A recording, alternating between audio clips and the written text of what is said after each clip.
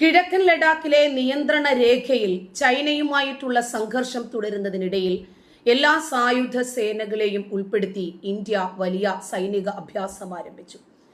കരസേനാ മേധാവി ജനറൽ ഉപേന്ദ്ര ദ്വിവേദിയെയും ചൈനയുമായിട്ടുള്ള LACയിലെ സൈനികരുടെ അഭ്യാസങ്ങളും തയ്യാറെടുപ്പുകളും കാണുന്നതിനായി ഉടൻ ലഡാക്ക് സന്ദർശിക്കും.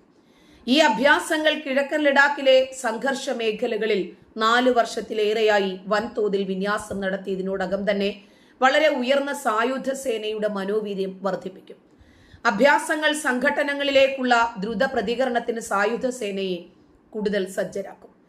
LACയുടെ മലയോര ഭൂപ്രദേശങ്ങളിലെ ഏതെങ്കിലും തരത്തിലുള്ള വെല്ലുവിളികളെ നേരിടാനുള്ള തയ്യാറെടുപ്പ് പരിശോധിക്കുക, എന്തെങ്കിലും പോരായ്മകളുണ്ടെങ്കിൽ അത് പരിഹരിക്കുമെന്നും ഉദ്യോഗസ്ഥർ പറഞ്ഞു. കിഴക്കൻ ലഡാക്ക് മുഴുവനായും അഭ്യാസങ്ങൾ ഉൾക്കൊള്ളുന്നുണ്ടെങ്കിലും പ്രശ്നമുള്ള സ്ഥലങ്ങൾ കേന്ദ്രീകരിച്ചിട്ടായിരിക്കും കൂടുതൽ തയ്യാറെടുപ്പ്